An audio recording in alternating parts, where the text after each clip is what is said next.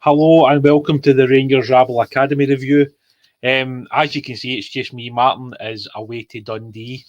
He's away to watch his wee brother play for Dundee United's reserve, so you're just going to be stuck with me tonight, guys. Sorry about that. We're just going to look back at the last few games, basically. The 3-2 defeat to Hearts, the 5-2 defeat to Celtic, and last night's 3-1 defeat to Spartans.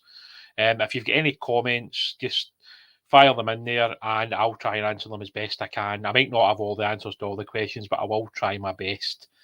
Get Gregor asking, the first question is there anything you can see or point to with the B team loss in the past few games? Is it a blip? I mean, it's difficult. I think that's 11 goals conceded in 3 games, which obviously at any level that would be a concern. That's not just Rangers or anybody else. Basically junior level, you'd be worried if you're losing that many goals. I think for me, we just look a little bit naive defensively. The Hearts game in the first half, we were really poor. I thought Hearts played some good stuff, to be fair to them, but we just never seem to got to grips with Hearts in that first 45 minutes, and the goals we lost were defendable. The game against Celtic slightly different. I thought we actually started the game really well. We got ahead, but then I thought we got a little bit lax and we got a little bit deep, and then we lost the equaliser. But then in the second half, I thought we controlled a large part of the game. We got ahead again. It was a really good, slide rule ball for Aaron Lyle, I think it was, and the finish for James Graham. We then make a defensive mistake, which obviously results in the game going 2-2, and then just the last 10-12 minutes, we just seem to collapse, which, I don't think anybody saw that coming at the game. So that was like the biggest disappointment for me and for all the guys that were there. Last night, we just lost some really poor goals again. Anytime a cross comes into the box, we look a little bit vulnerable. It's clearly something that's going to have to be worked on ahead of the next 2 home games. Civil Service Strollers are a good team. They'll certainly come to Dumbarton and feel like they've got a chance of winning. The other game against Dalbeattie, they've took some heavy beatings this year, so I'm not so sure that'll be quite as difficult a test as some of the previous games have been. However, we need to get back to keeping clean sheets. That's got to be the priority. If you don't keep clean sheets at any level, you're probably not going to win as many games as you would like to. Pick up Will saying, evening guys, William, has there been a change of style since Michael Beale took over as gaffer, or do you think they've adopted? I don't think there's been much change, Wolf, to be honest with you. If there has, it's been very minimal, not something that would be noticeable on the eye by that many people. I think it is just purely, the loss of so many poor goals. At the end of the day, we scored 2 against Hearts. On another day, that might have been enough to win the game. We scored 2 at Celtic Park. Last year we went there and won 1-0, so scoring 2 this year was better than we did last time around. And Spartans have always been tough opposition for us at Ainsley Park, to be honest. I think we've only won 1-0, 2-0, and I think it may have been 2-1 in the other occasions we've played there, so they've always been tight games. However, if you're not defending well and you're losing on average 3 or 4 goals every game, unfortunately, scoring 2 is just not going to be enough to win those particular games, which is obviously the biggest disappointment. And hopefully, that's something that we can rectify, as I say, with the up-and-coming games.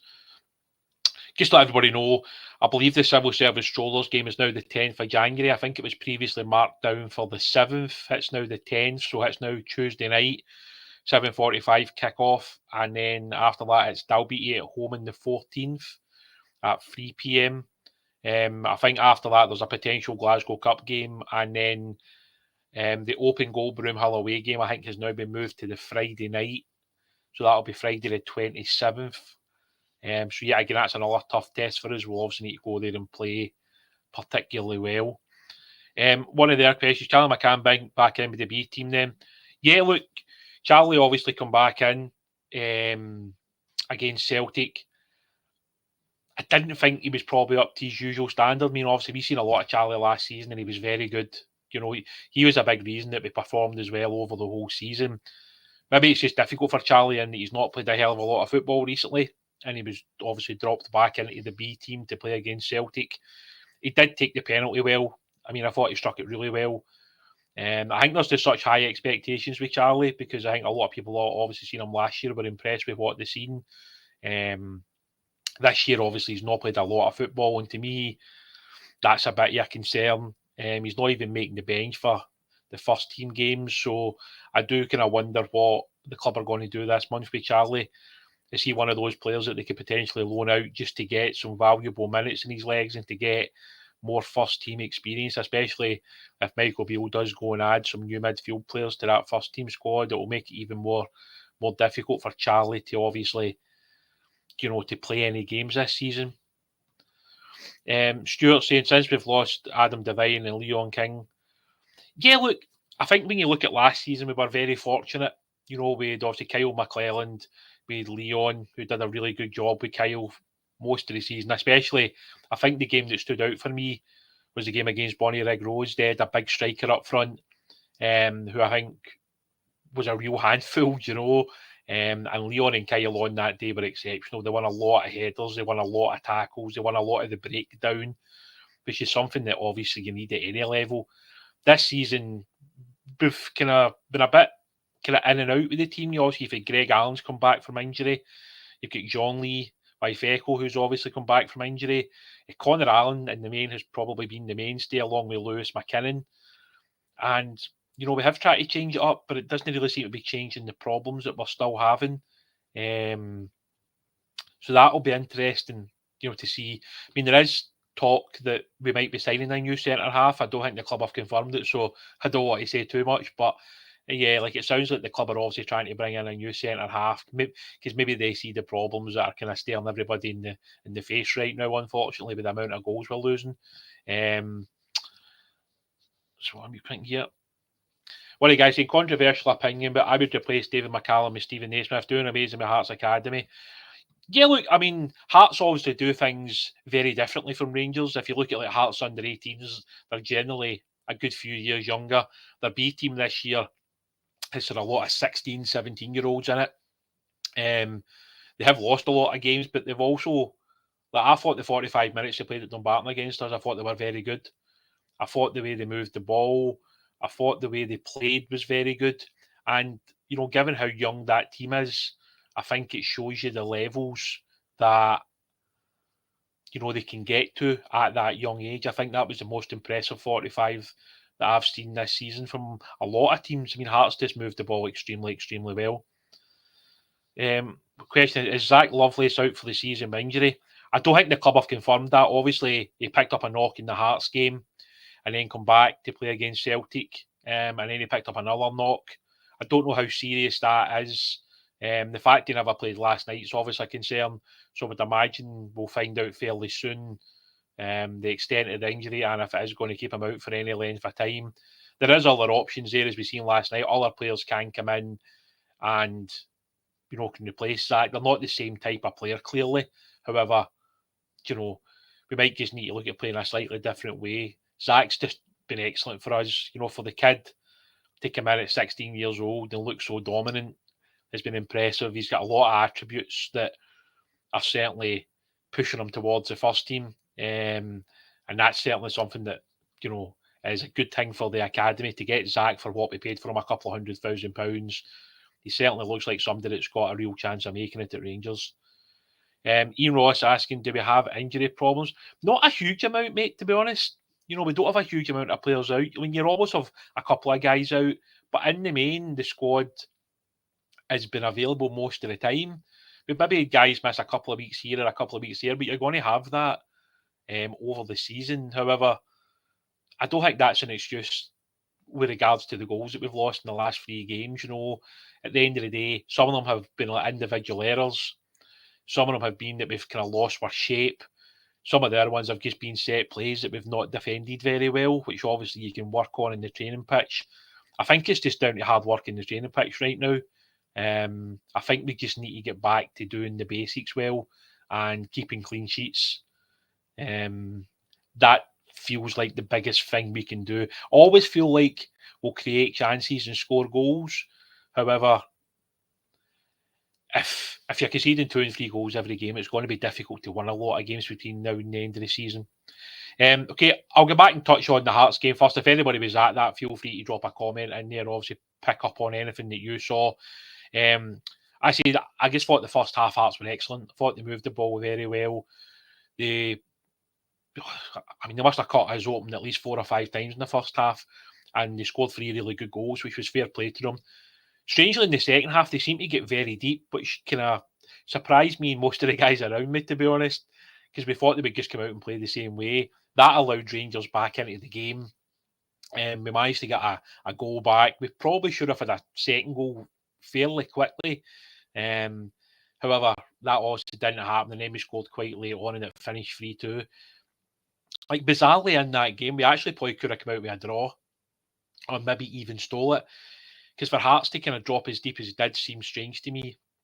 Because I would have thought when you're 3-0 up and you're playing with confidence that you would just go and kill the game off. Hearts didn't really look like they were going to do that, to be honest, which I did find strange.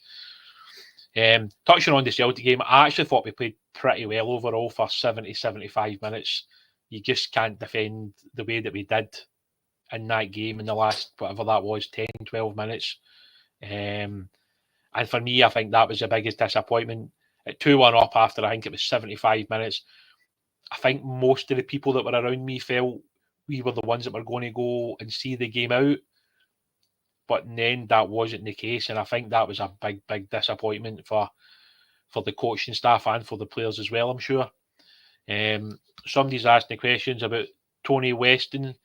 Yeah, look, Tony scored a lot of goals last year. But I think it was 100% the right decision to send him out on loan to Partick Thistle in terms of, trying to gain that experience higher up the sort of ladder in Scottish football. Clearly, that's maybe not worked out to the level that Tony would have liked. He's probably not played the amount of games since he went out on loan. So that might be one that the club look at in terms of, sort of recalling Tony back and then sending him back out on loan again to somewhere else where he will play more regularly. But certainly last year, when you look at Tony's statistics, the goals that he scored, his work rate, the amount of goals he was involved in, it's hard to say anything bad about Tony. And it'll be interesting. I think he's one that's out of contract this summer, so that's yet again another decision that will come back, to make. And as I've said before, there's several other players in that B team who are out of contract now, so this coming summer might see quite a bit of change like there was last summer, which isn't ideal. You don't want to be like sort of moving that many players out and bringing that many new players in. That's not really something you want to be doing every single summer, really. You want to kind of keep the recruitment down to a minimum because you believe that the quality that's coming through the age groups is going to improve moving forward. Last summer, obviously, we brought a lot of players into the 18s. We obviously added some players to the B team. As I say, there's talk in this window that we're about to sign a new centre half as well. So there is obviously like sort of continued recruitment, but you would like to think that at some point the players that are coming through who are currently at the club are going to make the step up rather than having to continually look out with to keep adding so many new players every summer. It's not ideal to be doing that. Stuart's asking, will Cole McKinnon come back in the summer? Look, I think I've said it on here many times. I'm a huge fan of Cole's. I think he's the one that I think could come back and really push. He's got all the attributes. And I like the way he plays the game. I think that's a big thing that stands out for me with Cole. He plays the game. He's aggressive. He's tough tackling. He can score goals from midfield.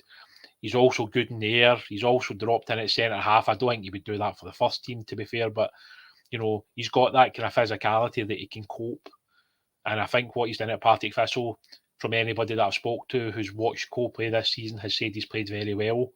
So yeah, I do think he is one that could come back and potentially be in the manager's plans come the summer, because he seems to be doing reasonably well at Partick Thistle, and I don't know if Rangers would want to take him away while he's basically playing every single game.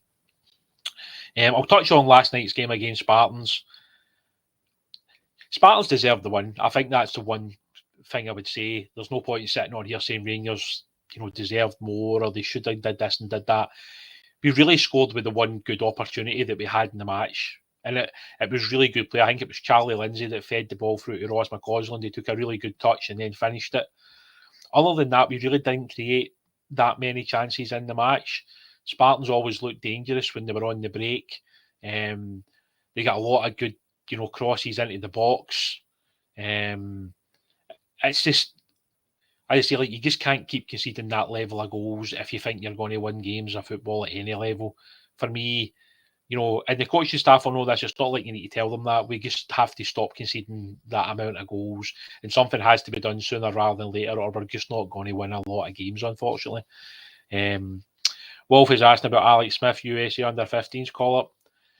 I think, yet again, there's always things going in the background. I mean, you've probably seen, like, Josh Gentles was away playing with Wales. I think there's a kind of general thing where, like, clubs will be contacted about players who might have the possibility of playing for that country.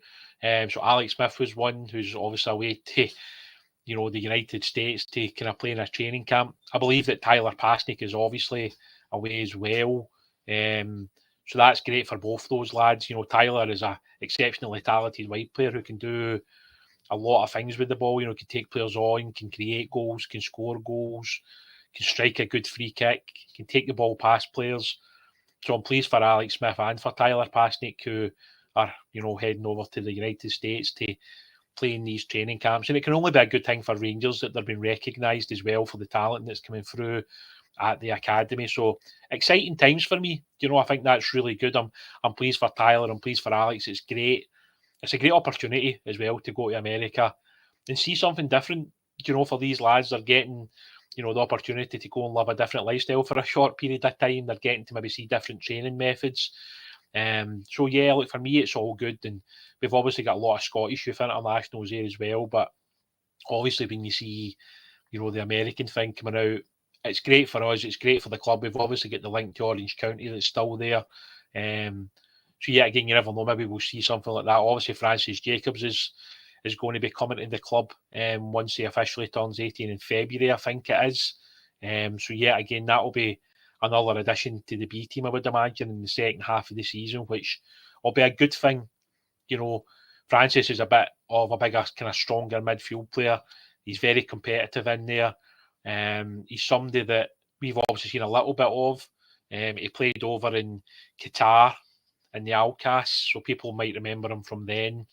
But obviously we've had to wait until he turned 18 now to actually sign him due to the kind of Brexit laws that come in. It made things quite difficult. I think if not, then I've said that Francis would have probably already been at Rangers by now and already having played some more games. But as it is, he wasn't allowed to sign until he's 18, which, as I say, I think is February that he'll be able to sign. So that'll be good to have Francis in the mix for the squad as well. And it might even allow somebody to go out and loan the second half of the season. So when Francis comes in, he'll actually get game time. Michael, obviously conceding an awful amount of goals. Yeah, look, mate, that's something we've touched on. It's not acceptable at the end of the day to concede that many goals.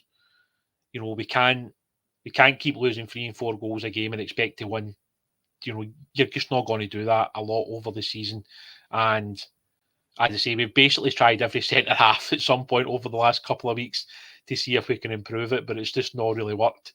As I say, I would be stunned if it's not something they're working on in training. I would be stunned if it's something that's not been spoken about by the players, because, if you're a defender, you don't want to be conceding 11 goals in 3 games. It's not a good look for anybody back there, especially guys who are trying to make that, that step up, whether that's to go out and loan or to go up and train with the first team. If you're conceding that many goals at B team level, you're probably not really going to get the opportunity to move up and be part of the first team squad. I think just looking at, obviously, the under-18s as well, they're due to come back.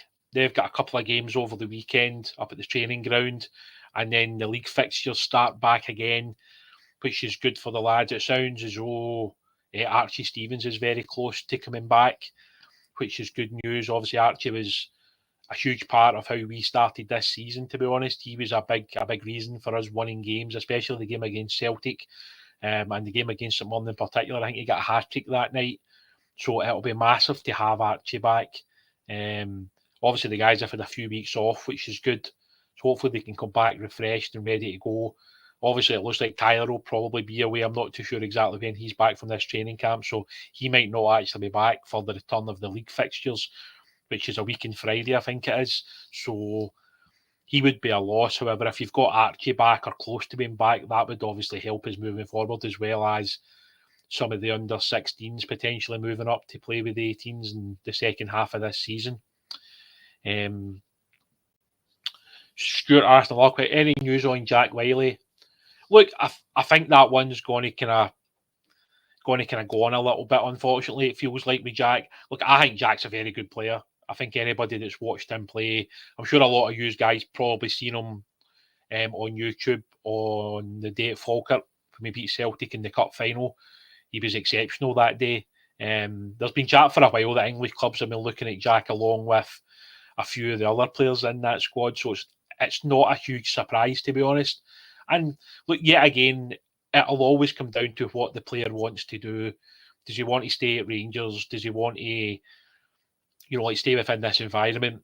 Jack, I'm sure would end up playing for the 18s this season a lot more in the second half of the season, and potentially next season, if the club felt it was right, when he was 16, he could obviously move up and be part of the B team, because Jack's certainly a talent, just like guys like Cameron Smith and Connor Campbell, just to name some of the guys. I mean, the under 16s group in general is a very, very strong one, and one that I think the club are excited about for the next few years, because they can obviously improve as players the more that they step up the age groups.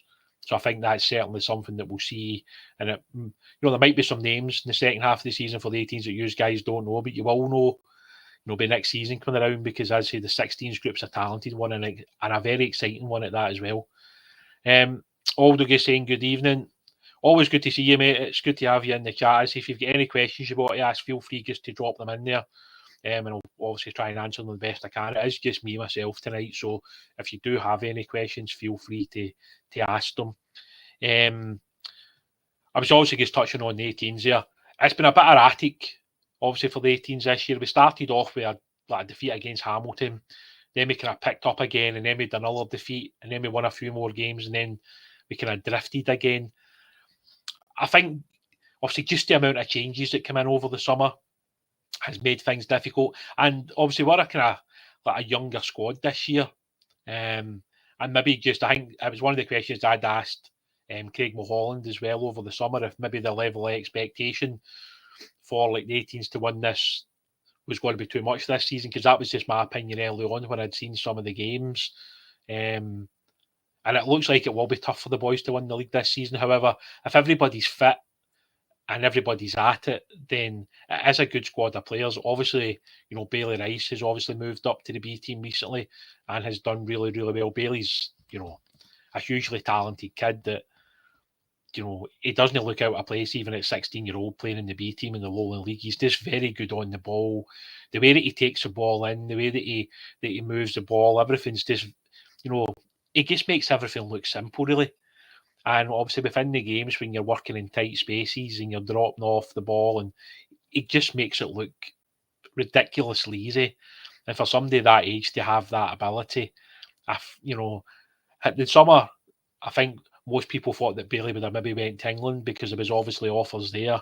However, for Bailey to come to Rangers and to see how comfortable he was at under 18s level and how comfortable he's looked when he's moved up to the B team as soon as he was 16, it's exciting to watch somebody like that, just like it was earlier this season with Archie Stevens and with Zach Lovelace. So the club are doing a lot of the right things when it comes to recruitment. But I would also say on the other side of it that maybe some of the players we brought in last summer haven't had the effect that maybe the coaching staff would have liked. Because when you bring in so many players, you're obviously looking for an impact from, the majority of them, really, because that's what will make us stronger. But it's probably not really happened as much as they would have liked. But you never know. In the second half of the season, maybe after this wee break, it might be that the players pick up and they have a much stronger start, because we will need to have a very strong second half of the season if we are going to look to try and compete and try and win the league, which I do think will be a big ask personally.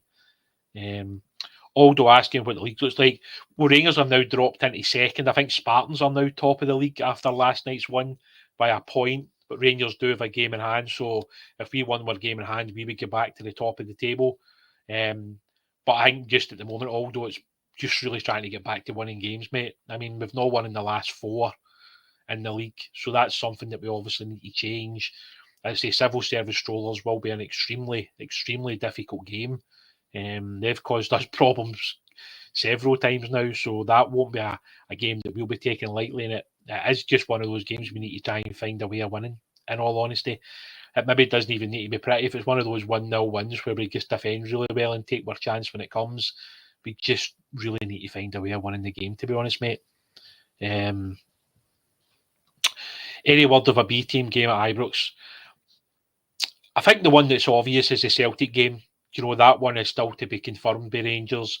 I would imagine that the fact that Celtic played their game at Parkhead would suggest that Rangers will look to try and play the other game at Ibrox.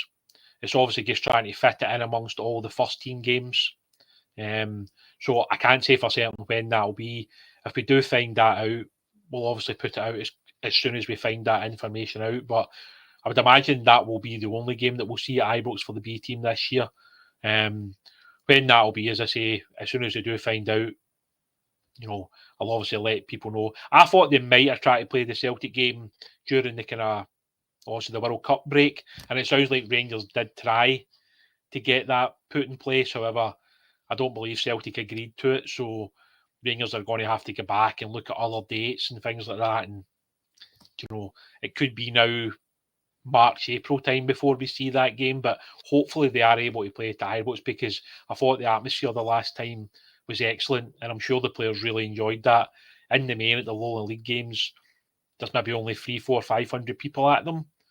So, obviously, when the players went to, Parkhead there recently, and there's thousands of people in the stand, that's like the kind of motivation that you want as a young player, I would imagine. So, if we can have, half a stand or a full stand at Ibrox full for the return game against Celtic, I'm sure the players would love that, and I'm sure that's what Craig Mulholland and what the academy would want, because it is a good game to play in. It's a game that the players can, take a lot from. You can take a lot of confidence from those type of games, and the way that we played in that game last year, I thought showed just how good a team we can be.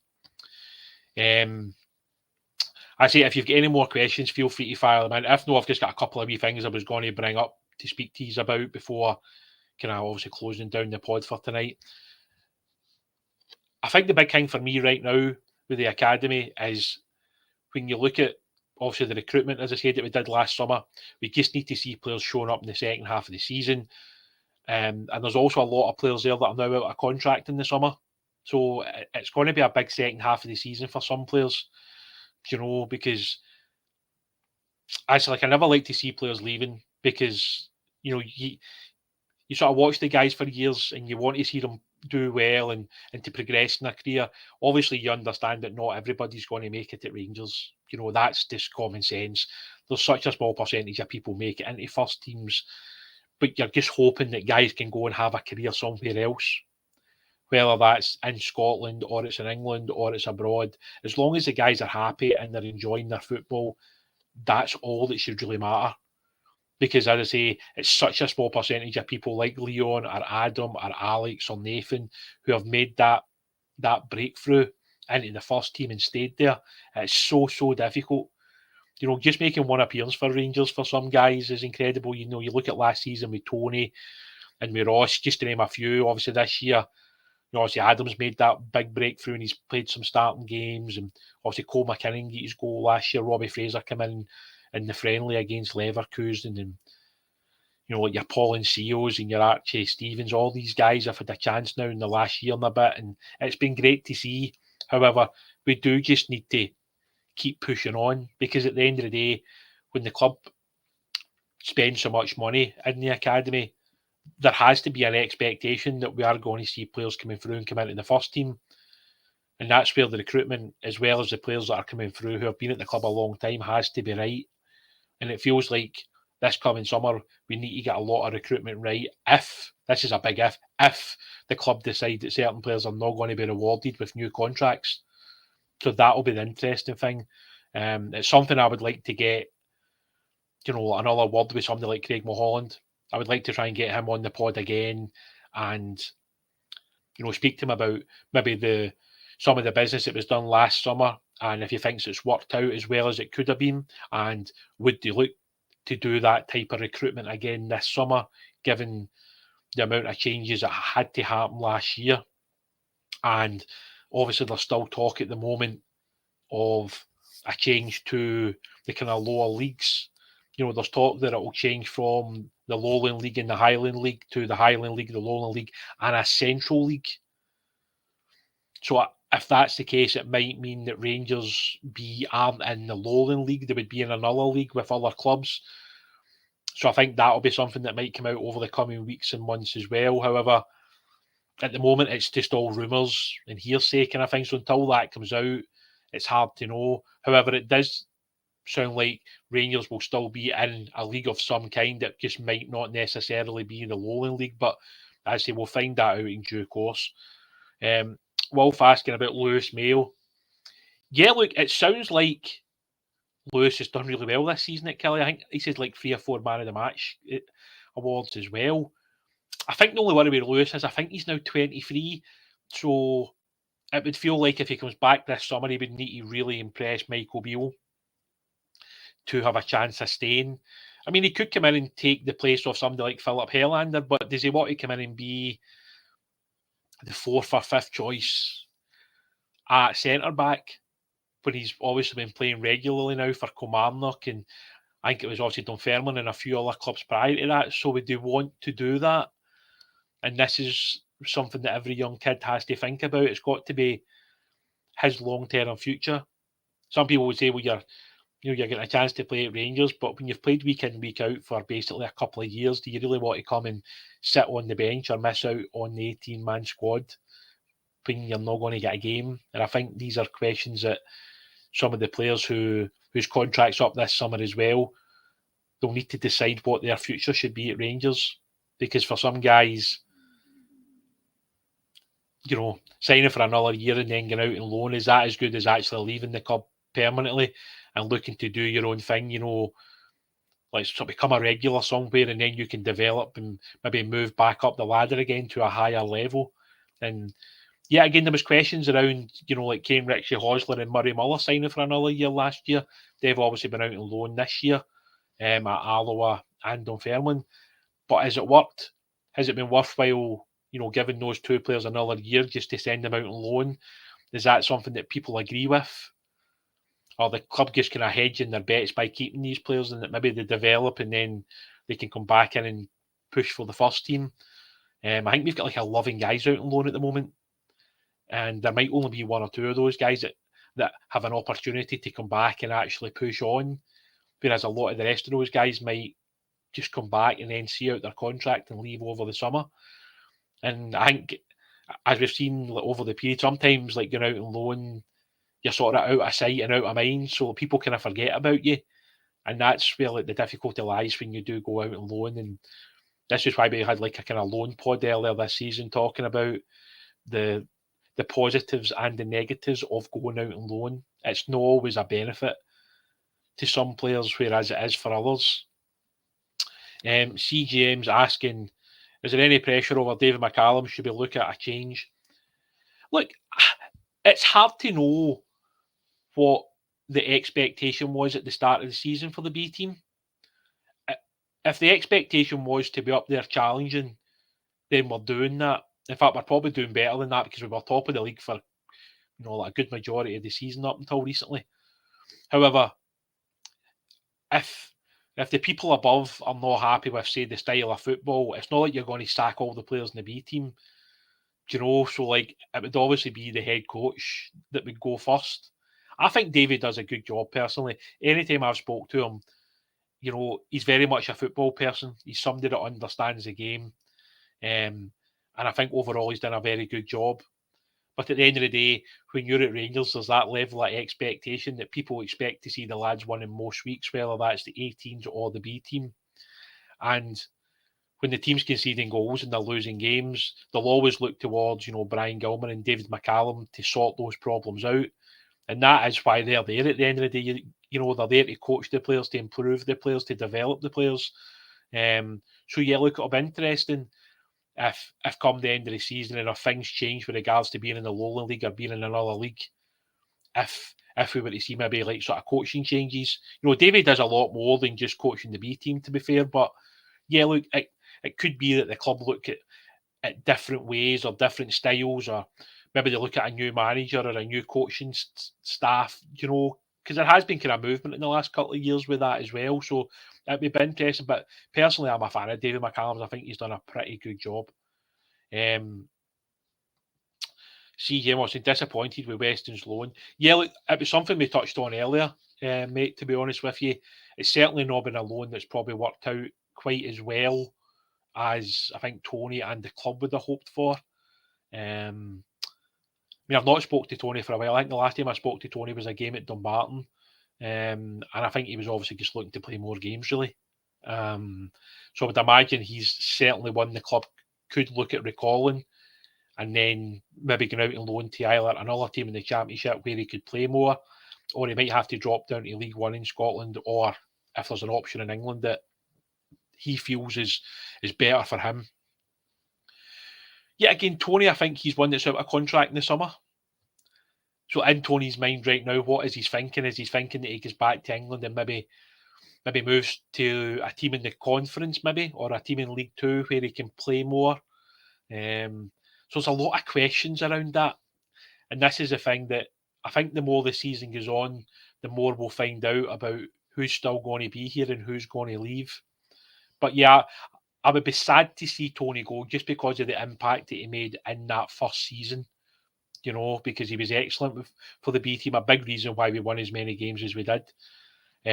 Stuart saying that he thinks that Tony's a bit lightweight. Yeah, like Tony's obviously a smaller player. He's not of the same, like sort of physical size as say like a Robbie Ewer or a Zach Lovelace. He's not got that same physicality. What Tony's very good at is playing on the last defender, turning them, using his pace to get in behind. The way that he works the back four, that he's always pushing the two centre halves or three centre halves about. And that's what Tony does really well, and it allows other players to feed round about him. And that's what I really liked about Tony. Wolf asking about Stephen Davis. Yeah, look, that's obviously come out recently from Michael Beale's interview that he would like to make Stephen Davis part of the coaching staff. If that was something that was going to come about, I think that would be absolutely phenomenal for any young player coming through at the club. Can you imagine having Stephen Davis as one of your coaches, somebody that's won all those caps for Northern Ireland, that's played all those games in the Premier League and for Rangers, his knowledge, his experience that he could pass on to young players. And I think that's something that maybe as a club we could do more of. That we could look to keep people who have had a big impact on the club and who have that experience around them. If Stephen was interested in that, I think the club would obviously love to keep Stephen in that capacity. And if it was within the academy rather than the first team, I think it would be absolutely amazing. Because by all accounts, for what we heard when obviously Jermaine Defoe was kind of helping out amongst, the academy strikers in particular, I think everybody loved, what he was doing. And he was obviously explaining ways to do different finishes and the setup and the touch and all the things that a top player like Jermaine Defoe has in his locker. So yeah, again, these are things that maybe the club could look at, sort of ex-players that can come in with that nous, that knowledge, that experience, that can come in and pass that on to the younger players and make them better, make them learn from their mistakes quickly. I think that's the one thing we always look for. CGM has a slight change. Did the assistant manager? Yeah, look, I believe he has left as well, mate. It sounds like the entire first team staff left with Gio. I think I only ever had contact with Jerry Bowley once, and that was on Twitter. But he seemed like a nice guy yet again, but it was such a quick kind of movement of him coming in and then leaving. It felt like he was hardly here before he left the football club. But yeah, he definitely has left. He's not at the club any longer. Over the hill saying, always felt it was important for the B team to feed the first team rather than win the league. Yeah, look, that's the other side of the argument. So has the B team done what it was set up to do because we've seen Leon King move up, that we've seen Alex Lowry move up, we've seen Adam Devine move up. Is that the most important part for the football club, or is there still that other side of it where being at Rangers and winning is all part of the bigger mentality? So like winning games and obviously challenging for the league is just as important, because when you move up to the first team, there's that same level of expectation when that happens. So that's the thing that you've always got to try and like balance it out on. Out of the B team, I quite like McCausland. Is he anywhere near getting back to the bench for the first team? I think Ross has been a wee bit up and down this season, if I'm honest. I think Ross can add a lot more to his game. He's got great pace. He has always had a good goal scoring ratio, whether that was with the 18s or the B team. It just feels like this season maybe he's not got to the same level as he did last season. And obviously there was talk over the summer that he could be going out on loan to a team in the Netherlands. That obviously didn't end up happening. It sounded as though he had other options in Scotland and England, but in the end he's obviously stayed at the club. Is he one that could go out on loan in the second half of the season? Possibly. I do think that possibly now, when you look at it, some guys have now played in the Lowland League for nearly 18 months. So is that really helping them like sort of develop and move on? Could they be out playing at another level where they're getting a different challenge? Because the argument yet again in the Lowland League is, are some of the games tough enough? Are the players been tested enough? Certainly when you look at the games recently, like the East Kilbride game, the Hearts B game, the Celtic B game, even the Spartans game last night, and the up-and-coming game with Civil Service Strollers, they'll certainly have helped the players because they'll know that they've made mistakes and they need to improve on them. Whereas you could argue like the upcoming game with Dalbeattie, who I think get beat like 9-0 last night, I think it was.